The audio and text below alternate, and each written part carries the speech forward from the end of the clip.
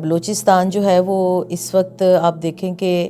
صوبے کے لحاظ سے یہ ہے کہ یہ نصف پاکستان ہے، اور یہ وہی خطہ ارض ہے کہ جہاں پر ہم نے ایٹمی دھماکے بھی کیے تھے، لیکن اس کے باوجود وہاں کے لوگ جو ہیں ان کے پاس تعلیم نہیں ہے، ان کے پاس صحت کی بنیادی سہولیات نہیں، یہاں تک کہ ایسے علاقے ہیں کہ جہاں پر پینے کا پانی بھی نہیں، اور وہاں پر انسان اور جانور ایک ہی جگہ سے پانی پینے پر مجبور ہیں، اور ان لوگوں کی موجودگی میں بھی اگر مسائل حل نہیں ہوتے تو پھر اسمبلی کے اوپر بھی سوالیہ نشان ہے، اور یہ عوام کے مسائل ہیں۔ ٹرالرز مافیا کو بھی نہیں روکا جا رہا، پھر وہاں پر ایک اور مافیاز ہیں جو کہ نشہ بیچتے ہیں، تو وہاں پہ یعنی کہ پانی پینے کا نہیں ملتا گوادر میں، لیکن نشہ آپ کو مل جائے گا۔ شراب وہاں پہ عام ہے، تو اس میں بڑی بڑی جو مشینوں والی کشتیاں ہیں وہ آ جاتی ہیں، اور وہ چھوٹے مچھیرے جو ہیں ان کا بھی حق مارتی ہیں، اور وہ سمندری حیات کو بھی تباہ کرتی ہیں۔ جب سردار بہادر خان یونیورسٹی کی قرارداد تھی تو اس کو پیش کرنے میں بھی جماعت اسلامی کا کردار بہت اہم رہا اسمبلی کے اندر، اور بلوچستان جو ہے وہ موسٹ آف دا پاکستان ہے، اس کے بغیر تو ہم یہ سمجھتے ہیں کہ پاکستان جو ہے وہ بالکل چھوٹا سا رہ جاتا ہے۔ بلوچستان جو ہے وہ اس وقت آپ دیکھیں کہ صوبے کے لحاظ سے یہ ہے کہ یہ نصف پاکستان ہے۔ جو جغرافیائی لحاظ سے اس کی اہمیت ہے اس میں یہ ہے کہ یہ جو سی پیک اور گوادر پورٹ ہے وسط ایشیا کے تمام ممالک کو ملانے کا ایک بہت بڑا اور نسبتاً سستا ایک ذریعہ بن رہا ہے نا، تو اس حوالے سے اس کی جو اہمیت ہے وہ بہت زیادہ ہے۔ بین الاقوامی سطح پر بھی اس صوبے کے لحاظ سے ہمیں اویئر ہونا چاہیے۔ بنیادی طور پر یہ ہے کہ دنیا کا بھی یہ قانون ہے کہ جہاں کے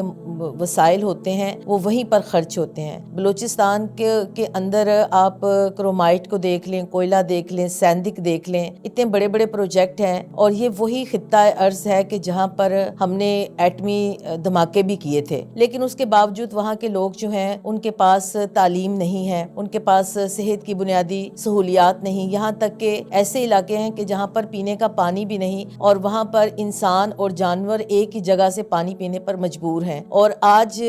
جس صدی میں ہم گزر رہے ہیں اور جس صدی کے اندر ہم موجود ہیں،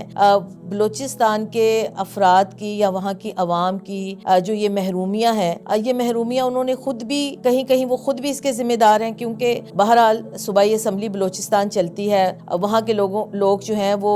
وزارتوں پر بھی آتے ہیں، وہ وزیر اعلیٰ بھی بنتے ہیں، وہ اسمبلیوں میں قومی اسمبلی اور سینٹ تک بھی پہنچتے ہیں، لیکن وہ بھی انہی مفادات کا شکار ہوتے ہیں، اور اپنے ذاتی مفاد اور اپنی پارٹی کے مفاد کے اوپر سوچتے ہیں، وہ بلوچستان کے عوام کے حوالے سے نہیں سوچتے، تو اس کا یہ نتیجہ نکلتا ہے کہ وہاں کا نوجوان مایوسی کا شکار ہوتا ہے، وہاں کا نوجوان یہ سمجھتا ہے کہ میرے لیے ریاست کچھ نہیں کر رہی، وہ ریاست کو مورد الزام ٹھہراتا ہے۔ پھر کچھ ریاستی ادارے ایسے ہیں کہ جو اپنی ذمہ داریوں کو احسن طریقے سے پورا نہیں کر پاتے۔ ہونا تو یہ چاہیے تھا کہ یہ نوجوان جو کہ اس ملک اور قوم کا سرمایہ ہے، ان کو ہم اپنے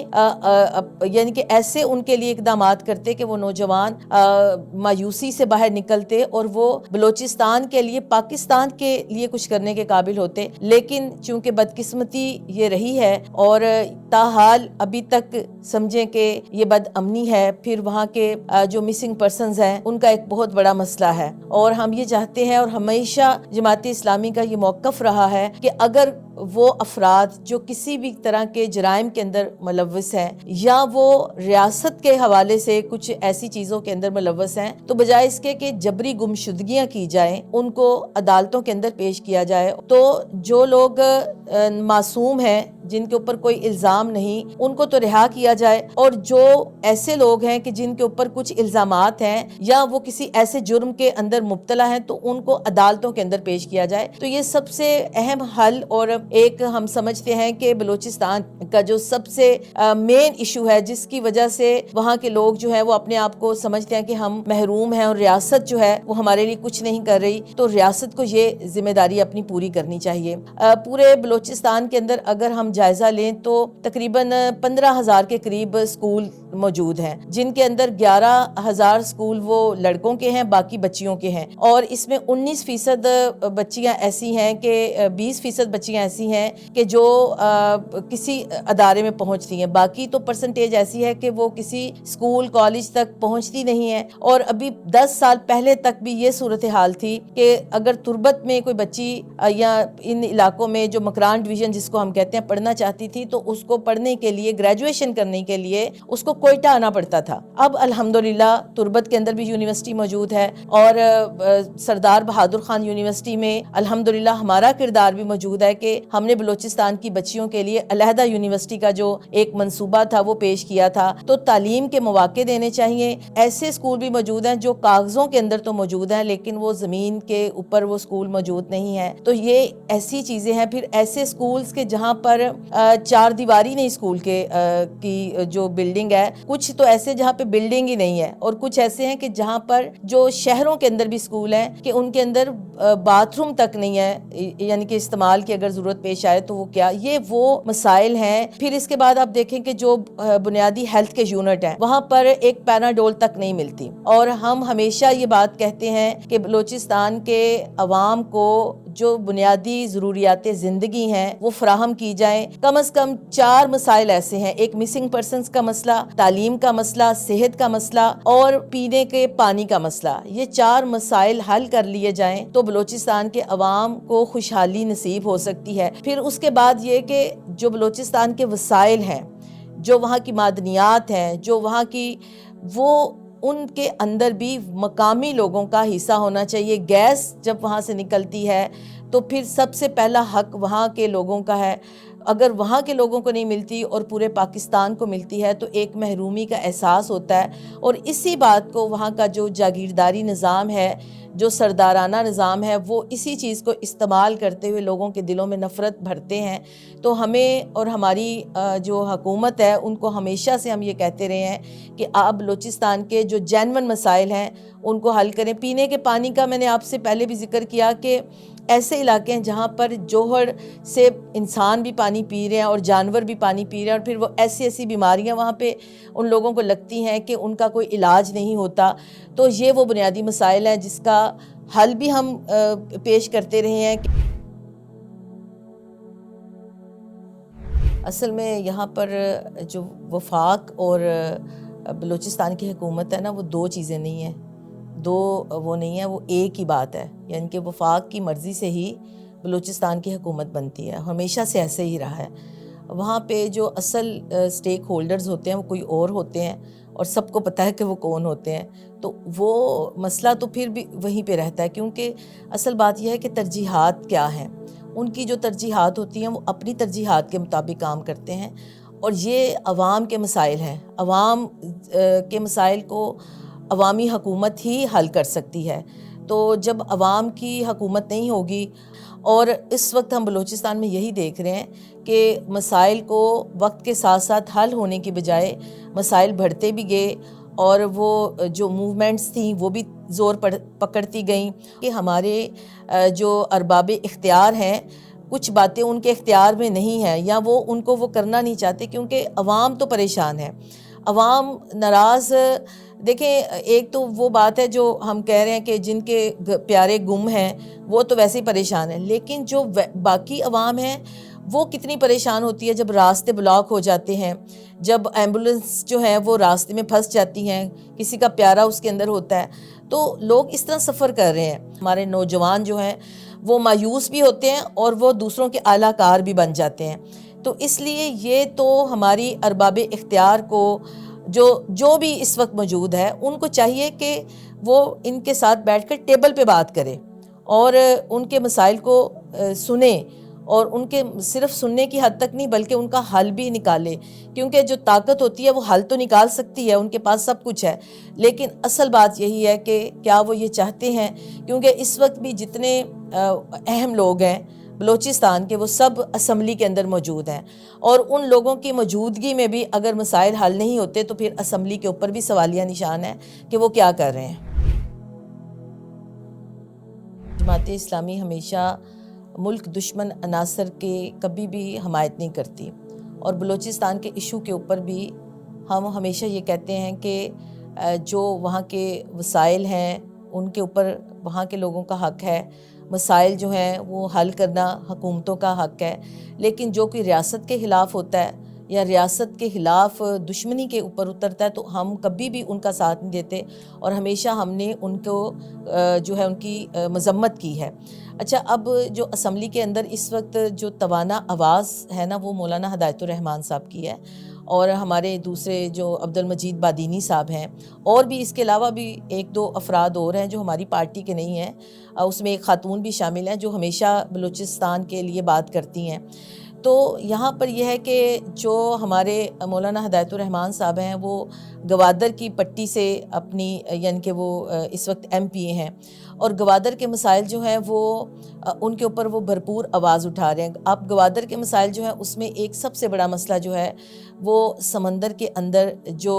ناجائز جو اس کا شکار، مچھلی کے شکار کی جو اجازت دی جاتی ہے، اس میں بڑی بڑی جو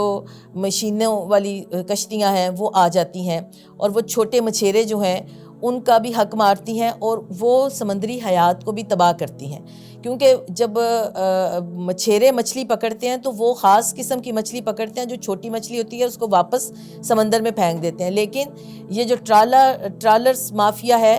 وہ جب آتی ہے تو ٹرالرز کے اندر وہ سب کچھ ہی سمندر سے نکال کے لے جاتے ہیں۔ تو ظاہری بات ہے کہ ایک سمندری حیات، دوسرا وہاں پہ بارڈر پہ جو ایران کا بارڈر قریب ہے، تو بارڈر کی جو تجارت ہے، تو وہاں کے لوگ کہتے ہیں کہ بارڈر کی تجارت کو جو ہے وہ اوپن کیا جائے، جیسے دو ملکوں کے درمیان میں ایک تجارت ہوتی ہے اس طرح تجارت کی جائے۔ اگر اس کے اوپر گورنمنٹ کوئی ٹیکس لگانا چاہتی ہے، حکومت بلوچستان، تو وہ ٹیکس لگائے، ہم اس کا ٹیکس بھی دیں گے، لیکن اس کے اوپر بھی توجہ نہیں ہے۔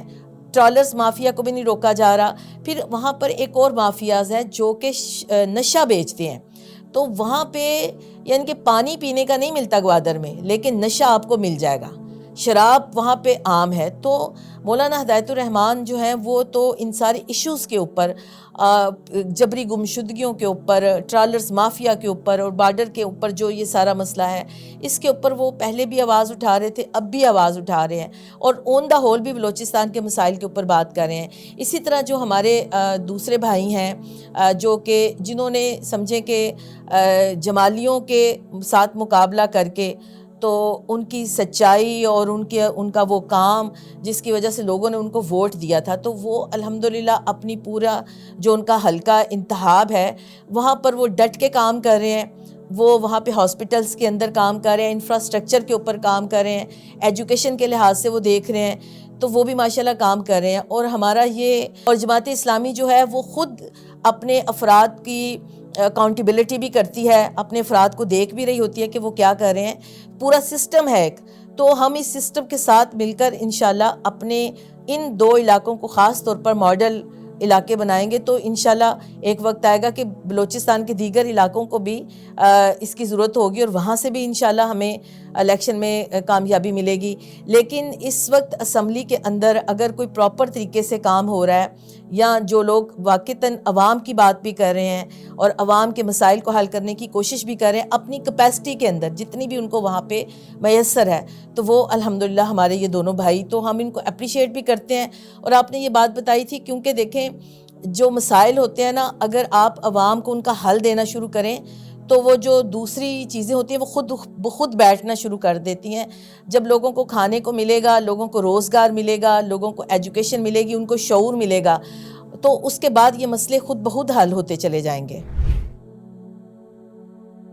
جی، میں جماعت اسلامی کی ہی ایک واحد ایم پی اے تھی اس دور کے اندر، تو ہم نے ہنرمند خواتین کے لیے اور جو خواتین کے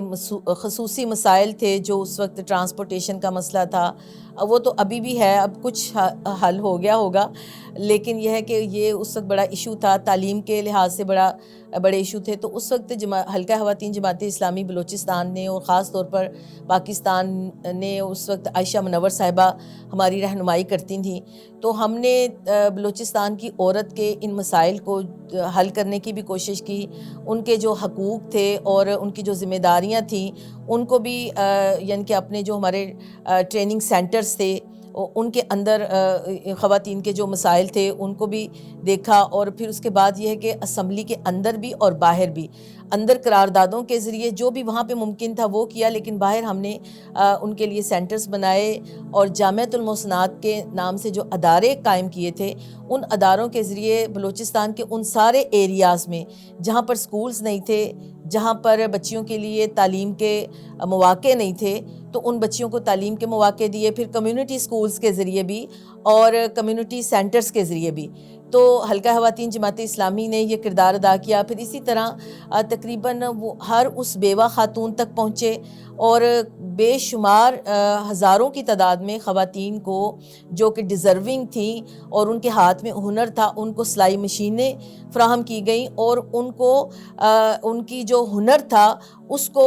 شہروں تک لانے کے لیے بھی ایک پورا میکانزم بنایا گیا کہ ان کی جو